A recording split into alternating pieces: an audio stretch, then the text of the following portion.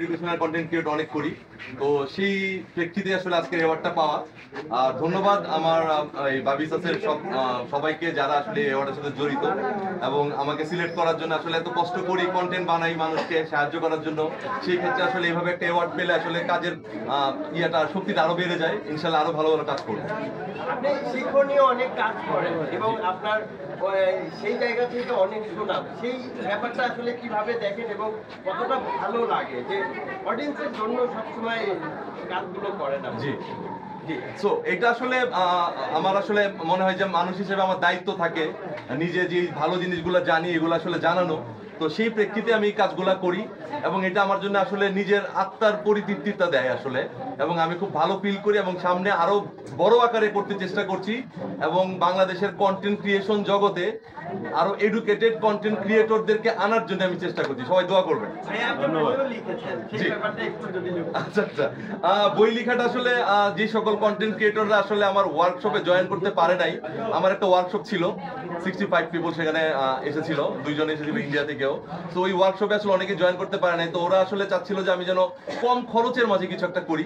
তো তার জন্য আমার আসলে বই লেখা এবং বইটা অলরেডি আমার বর্ষা দুপুর প্রকাশনীর বেস্ট সেলার হিসেবে নাম্বার 1 ক্যাটাগরিতে আছে এবং আলহামদুলিল্লাহ আমি এটাতেও খুব হ্যাপি। সবাই কিনছে অনলাইনে, ইভেন দেশের বাইরে থেকে, ইউএসএ থেকে, সিঙ্গাপুর থেকে, মালয়েশিয়া থেকে যখন ভিডিও পাঠাচ্ছে যে আমরা রকমারিতে অর্ডার করেছি, রকমারির ওয়েবসাইটে আমরা ডেলিভারি পেয়েছি, এটা আমার জন্য আসলে অন্যরকম ফিলিংস সত্যি।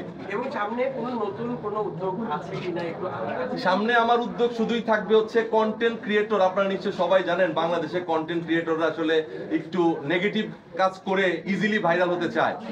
সো আমি আসলে চাচ্ছি আমি যেভাবে পজিটিভ কাজ করে বাংলাদেশে একটু জনপ্রিয়তা পেয়েছি, আমি এই জিনিসটাকে স্প্রেড করতে চাচ্ছি যে আপনারা আপনাদের ক্রিয়েটিভিটি দেখান, যে যেই বিষয়ে ক্রিয়েটিভ সেই নিশ নিয়ে কাজ করেন এবং আপনারা নিজের ক্রিয়েটিভিটি দেখিয়ে পজিটিভ ওয়েতে কন্টেন্ট ক্রিয়েশন জগতে নিজেকে ভাইরাল করুন এবং ভালো ইনকামের একটা পথ দেখাবো ইনশাআল্লাহ।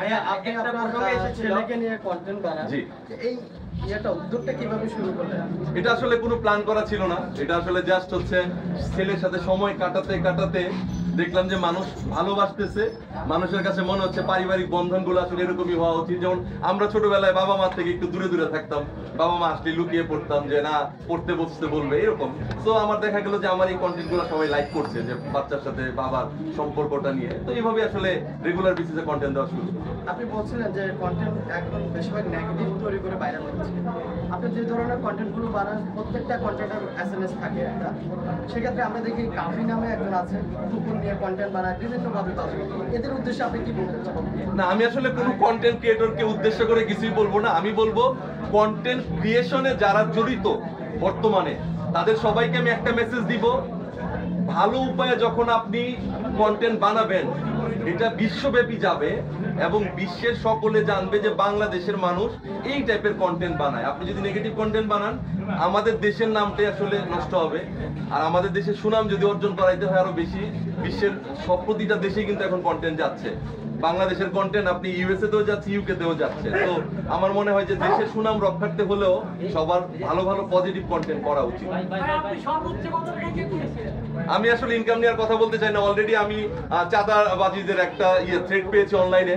হ্যাঁ, তো ইনকাম নিয়ে আমি আর কোনো কথাবার্তা বলবো না। অলরেডি আমার বাসা থেকে বের হয়েছি, মোটামুটি পুলিশকে জানিয়ে যে ভাইয়া আজকে আমি এই জায়গায় যাচ্ছি, কোনো দরকার পড়লে কল দিব, ব্যাপারটা এরকম। আপনি পুলিশের কথা বলছেন, জি, সহায়তা পান বর্তমানে এখন? আমি পাচ্ছি, যখন কল দিচ্ছি আমাকে মানসিক সাপোর্টও দিচ্ছে এবং পাশাপাশি যে কোনো দরকারে সাপোর্ট দিচ্ছে। ওভারঅল আপনি পাচ্ছেন, অন্য সাধারণ 8-10টা মানুষ পায় না, সেক্ষেত্রে আপনি প্রশাসনের দৃষ্টি আকর্ষণ করে আপনি তো কন্টেন্ট ক্রিয়েটর বা পপুলার একজন মানুষ, কি করবেন? এটা তো একটু রাজনৈতিক হয়ে যাচ্ছে আসলে এই ব্যাপারে আমি কি বলবো। আমি চাই বাংলাদেশে সবাই সাপোর্ট পাক, সবাই ভালোবাসা পাক সবার কাছ থেকে, এটাই চাই। আমি আসলে নেগেটিভ কিছু বলতে পারবো না, সরি। পলিটিক্যাল কোশ্চেন কে করবেন না, বাংলাদেশটা আসলে চান কেমন ভাবে গোছানোর একটা ব্যাপার আছে, সেই ব্যাপারটা একটু আপনার কাছে জানি। নতুন বাংলাদেশে আমরা আসলে যেটা চাই সেটা হচ্ছে বাংলাদেশের সুযোগ পেলেই মানুষকে যেভাবে খারাপ একটা সময় ফেলে দিতে চায়, খারাপ করতে চায়, এইসব চিন্তা ভাবনা থেকে বের হয়ে আমরা একে অপরকে সাহায্য করে, যেমন আমি দেখেন আমি প্রথম বাংলাদেশে কন্টেন্ট ক্রিয়েটর হিসেবে আরো 65 জন কন্টেন্ট ক্রিয়েটরকে ট্রেনিং দিয়েছি যেন ওরা আমার ফিল্ডে এসে পজিটিভ ওয়েতে ভালো ভালো কন্টেন্ট বানাক।